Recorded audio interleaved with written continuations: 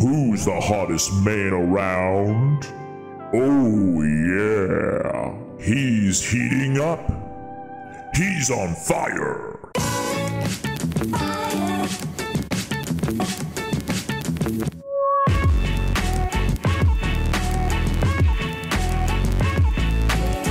Hey guys, Asher coming at you today, Raid Shadow Legends. Welcome to the video. Send some love, some positive vibes your way, especially if you need them out there today. Oh, I want to talk about an oldie, but an absolute goodie today. And it's a free legendary champion that everybody should be on your way towards getting or already have. He is a great reason to participate in Tag Team Arena. You know, your favorite place in the game, Tag Team Arena. I really wish they would revamp Tag Team Arena. Oh, don't drag me into this. I'm sure I'm like most of you guys that I go in there, I do my 5 battles for my faction war extra keys, and then I'm out. And half the time I forget to put a team in, like this week, right? So I can actually climb up and not lose my league or whatever. But man, they need to do something with Tag Team Arena. They really do, and they actually acknowledge that. I think they said, I don't want to put words in their mouth, but I think they said it's crap. All around me are familiar faces. I think they said it's crap on our last phone call with them, so they even acknowledged they need to do something here. But the Bazaar has champion fragments for Drexthar Bloodtwin, who is now better than ever in the game. That's right, Drexthar Bloodtwin is now better than ever. That's the takeaway I want you all to have after today's video. I'm going to show you my favorite build for him and all the ways he can help you progress in Sintranos, in Doom Tower, in dungeons. This guy is a maniac. He's a machine. He's a monster. He's a solo beast. Take it easy, champ. So I would advise everybody goes for the champion fragments in your tag team arena, even if you already have him, if you already pulled him, because then you can just go ahead and empower him as well. Let me show you the builds really quickly before we get to all the areas that he can solo just in the rotation that I'm on right now, right? There's other, obviously, spots that he can solo that we will mention in today's video. Here he is, Drexthar Bloodtwin. I do have him empowered on my account, which is noteworthy here, so I will recommend a slight adjustment, maybe if he's dying in any content, depending on your account, where you're using him and what he can do, yada, yada, yada. So first of all, what does he do? Triple hitter with a chance of placing a burn for 2 turns on the A1, but also a heal based on 20% of the damage inflicted if the target's under burn. On the AoE, on the A2 is actually a pretty hard-hitting ability, which is really nice. He's a defense-based damage dealer. He's got a provoke at a 60% chance on a 3-turn cooldown when booked. And then he has a 100% chance if they're under a burn. Also a decreased attack for 2 turns if the provoke debuff is placed. I don't like all the conditionality in it, but it still is a really solid ability, no doubt about it. But the Fiery Blood passive is really what makes him so amazing, especially for soloing. Very unique here, too. Has a 75% chance when booked of placing an HP burn for 2 turns on the attacker when he's hit. Every time he's hit, there's no cooldown there. This champion's resistance increases by 10 for every enemy under HP burn. That can stack up to 50. We have Brimstone as a blessing in today's video, but I want to give you a very important additional consideration for a blessing on this champion, and it is, where is it? Emergency heal, right? Heals this champion whenever a shield placed on them expires or is removed. You can combine the blood shield accessory with the emergency heal. That's going to help you out tremendously in a lot of content. That doesn't just go for Drexthar Bloodtwin. It goes for any solo, like an Artak, for example. That's how I run him. Emergency heal plus a blood shield accessory. Masteries, we go down, we pick up Giant Slayer. I will say one thing about Giant Slayer. This is by far my favorite mastery configuration for this champion. You can absolutely go instead of defense support for more accuracy, but in terms of going down as a tier 6, picking up Giant Slayer, I think it's the way to go. But there is a caveat, okay? Ice Golem hard, specifically. Ice Golem hard. If you do too much damage with this Giant Slayer, which is nice, by the way, he can heal off the Giant Slayer procs on his A1, right?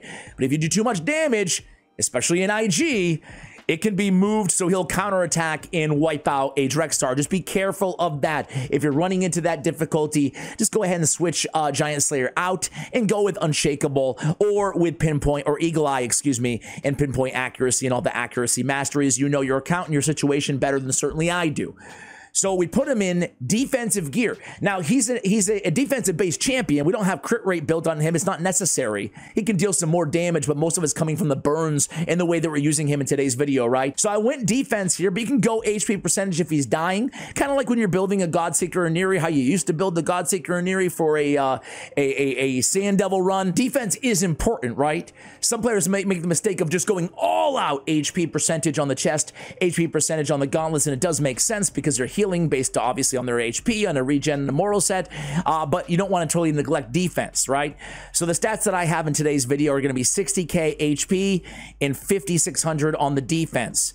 There is some wiggle room there. I've seen people with 100k HP and 4,500 or 4,000 on the defense, right? So there are not set parameters here in terms of stats for every area that can blanket cover everything in the game. We have 250 speed, and then we have resistance and accuracy. So 339 is going to be enough accuracy to get us through any of the content that we're going to be clearing in today's video. And 484, obviously resist going to be important in a lot of areas for Drexthar Bloodtwin. So I already showed you the defense percentage that could be HP percentage. I went speed on the boots. I went resistance on the banner. I went defense on the amulet, and I went HP on the blood shield ring. So that is the build. Regeneration, immortal gear, blood shield ring if you have it, and build some resistance on there. Try to get by with as much resistance. For end game, we're looking at like close to 500, 450, and on accuracy looking for 300 plus kind of for end game content. All right, guys. Let's take him in. So I actually want to start in Cur City, some newer content here. And I saw in Sintranos, this rotation, he's just a monster. He can solo almost every boss and double boss in the entire rotation, which is insane on hard difficulty. This is hard Iron Twins. Threw in some food in there with him. And let's see him solo the Iron Twin. Solo the Iron Twin. There he goes, just healing himself, resisting everything, burning on the passive, dropping some brimstone on him, and he's gonna get the job done. It's as easy as that. It's as easy as that. I'm taking it slow. But it's not a big deal. Ain't no thing. Ain't no thing. It's so nice when you come up against a challenging boss, especially in Cur City, and you're like, oh God, I got to put the right team together. And the difficulty does scale a lot when you get to Soul Cross, right? Of Sintranos. And it's just so nice to be like, oh no, I'm just going to put Drexthar in there and he'll take care of everything. Then we'll progress, right? So I'm not going to show you the entirety of all these matches just because it gets a bit redundant and some of them take certainly longer than others. But you will see here, notably, he's not going to get close to dying against any of these bosses, right? So I'll come back at the end of this one, then we'll move on to the next one. I got like 5 battles or 6 battles in store for you guys. All right, guys, so there he goes, getting the job done. It only took him about I almost said an hour. It only took him an hour and 45 minutes. No big deal. It's not a lie if you believe it. Took him a minute and 45 seconds. There we go. Let's go to the next one here, and I had him at D15. D15, where are you? Right here. Double boss. We got a double boss. We have him against Bommel and against the Ice Golem. Here we go. This is, again, Sintranos hard here. Nothing crazy. We don't have any special autos. We have nothing really special going on this champion regarding setups or anything like that, right? He just goes in there and he just kills everybody. He just stays alive, burns off the passive. All he has to do is get hit here. Actually, I will say that his HP did get a little low there on that one shot from Bommel, or the bomb is exploding there. But we're good. We're good. The nice thing, too, about anything in Soul Cross is for all the redundancy of, not Soul Cross, Sintranos, for all the redundancy of Sintranos, you still got to appreciate there's no resources involved, right? There's no like energy cost or anything like that. So it's nice, especially with all the silver you have to pay to swap around artifacts.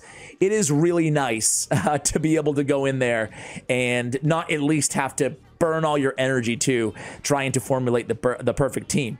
So here he's taking on, again, I mean, it's pretty impressive. He has dropped a little bit low a couple times, but taking down Bommel at the same time as he takes down with a farmable free legendary here, I think he's a pretty impressive dude. And hopefully, the reason I wanted to start here with Sintranos is because I wanted to start with, you know, again, like basically backing up the claim that he's still the GOAT. He's still the solo monster. He can still help out so many players even after Euros' Soul Cage and other viable solo strategies have come out inside the game.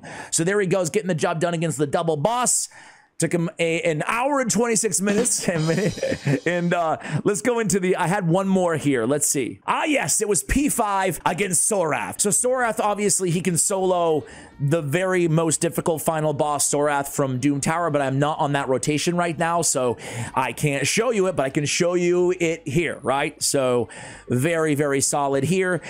It will be helpful to you guys as well that for stage 120 hard, he would need 500 accuracy or somebody else on the team with increased accuracy. So I do want to be clear as we battle the Frost Spider here. I did say earlier that this is going to be enough accuracy for the content that we're tackling today. But if we do want to use him against floor 120 Doom Tower, we're going to need to bump that accuracy up to 500, okay? Very important there. Otherwise, you're just going to fail. So go with the accuracy, even if you have to, you know, change out a little bit of the gear, you know, sacrifice a little bit of the defense or whatever, needs the accuracy, obviously, to land that HP burn. You can see he's doing a good job resisting here, and that burn is landing basically every time, whether through the passive or whether through that A1. Keep in mind that passive is a 75% land rate, not 100%. So there it is. That's the Frost Spider, another boss taken down by Drexthar Bloodtwin. All right, guys, so there it is. Sorath down. Let's go ahead and move on over to good old Ice Golem. Now, there's a lot of areas you can use this dude that I'm not mentioning in today's video as well. I mean, heck, you could use him as a spider burner, right? There's so many different ways you could use him. You could use him in wave content. You can use him in wave content as a provoker damage dealer, right? So there's a lot of utility even outside what I'm showing you guys today that you can get from him. This is stage 7 hard of Ice Golem hard. Mind-blowing. Mind-blowing. I think it will hit me like in 5 years. We're always going to go against Magic Affinity if we can, right? Obviously. So let's turn on those super rates, put in the food, and start farming. I'll come to you guys when we actually get to the Ice Golem here. All right, guys, here we go. It took us 3 minutes to get to the actual Ice Golem. Now, can we stay alive and finish him off here on stage 7 hard? That's the question. I want to be transparent with you guys. I only ran this a few times. He did succeed every time, but he did get a little bit lower. Again, emergency heal can help us out here, but it looks like so far, so good. He's resisting everything. He's counterattacking. He's healing himself. He's doing a hell of a lot of damage. Once those guards go down, I'll feel a heck of a lot better about this run, but things are looking really smooth so far, man. And you know what, guys? You can easily pair him with really anybody, like a burn activator, for example, maybe an Artak, to actually clear through those waves a lot faster and really speed this run up and still farm food. And I feel like we talked about this a lot recently here on the channel, but utilizing these solo strategies, it's not just for the fun of it to watch a champion solo a boss, especially in a dungeon format. It's so that you can farm, you know, your food and level up your champions alongside, you know, farming these dungeons and triple dipping for the events and tournaments at the same time, right? It's really about maximizing your efficiency inside the game. And clearly this is going to be an absolute breeze for Drexthar here. Who am I kidding? It's not even close at all. It's never been close. So there we go. I mean, it's going to take 5 minutes, but we can absolutely speed that up as well. Man, are you convinced you should go for this dude yet? I imagine most of you guys already have him watching, right? He's an old school champion, and he's almost got the job done. I was going to cut and be like, I'll come back at the end, but he's almost done already. He makes quick work of the actual Ice Golem himself. Just a matter of the waves, right? So there he goes. Nice job, Drexthar. I would show you reflex with speed, but it's only a 5-star. We'll get rid of it. We'll get rid of it, even though I would encourage most players to level that up. Anyway, or to see if they get the speed rolls, excuse me, roll that up. So there he goes. Not that like you need to see the stats. He's the only one doing anything, but there you go. Some of you guys are like, you didn't show me the stats, Ash. You didn't show us the stats. Sorry, bro. He did 10 million damage. There you go. All right, so here we go. Let's go to, I should probably just note here again, I think I already mentioned it, but this works for stage 7. It works for stage 3 as well if you can't quite get to 7. So there's, you know, other stages. Magic Affinity is the big thing, right? All right, let's go to where he's known for on this rotation of Doom Tower, and it is the Scarab King. And I lied. We do have Soroth in this rotation, but I'm just not there at the top yet. I'm like, hey, how am I showing them Scarab King if I said that we're not in the rotation for the Ice Spider? But you guys heard me before. 500 accuracy is all you need in the resist like you have on right now. Now, on this run, I did throw a Trunda in there for damage just to get us through the waves, so I'm not here all day. But this is Scarab King 100. It's kind of the OG solo for Drexthar Bloodtwin, at least the kind of OG after Doom Tower was introduced to the game. I remember when Doom Tower was introduced to the game and it was like, oh, Drexthar kind of beats almost every boss all on his own, right? I'll come back to you guys when we actually get to the boss here. Actually, I'll stay with you guys. Who cares, right? I wanted to pull him up on hellhades.com. They give him a 4.5 rating. That's a high rating, man. I love it. I support it, obviously. What else can he solo? Spider. We talked about his utility in Spider. Hydra. They give him a 5 out of 5 in Hydra. See, I wouldn't go that high in Hydra, but he does have the provoke. He has survivability. He's got the burn, you know. Doom Tower wave content. Ice Golem hard, a 4.5. Let's see. Scarab King 3. Scarab King 3. Come on, man. I'd give him a 5 in Scarab King. Frost Spider 5. Eternal Dragon 5. Nether Spider 5. Look at all that content. Celestial Griffin 4. Look at all the content that you could use this dude on, right? It's really insane that this champion, this one legendary, has this much utility in so many different areas of the game and can lead you to be more efficient in your energy and whatnot, like we spoke about earlier. Guys, this unfortunately is a long run. It's like a 9 to 11 minute run, so I will come back to you guys at the end of this one. Be right back. All right, guys, so there we go. Drexthar Bloodtwin getting the job done for 100. Scarab King hard. I never said it was going to be a fast run. I just said it was going to be a successful run, and there he is, the jack of all trades, the solo master, the free solo master. Was that necessary? In Raid Shadow Legends, guys. I thought it'd be fun to revisit this legendary champion that you can all have access to. Hopefully you enjoyed the video. Hey, if there's another champion out there that you rely on to solo content in the game that you have not seen a guide out there for YouTube, go ahead and let me know. I'll either bring it here or on my Raid Champion Guide channel. Speaking of solos, why don't you take a look at the top 10 solo champions in the game? You can see that video right now in the recommendation right about there. As always, take care, guys.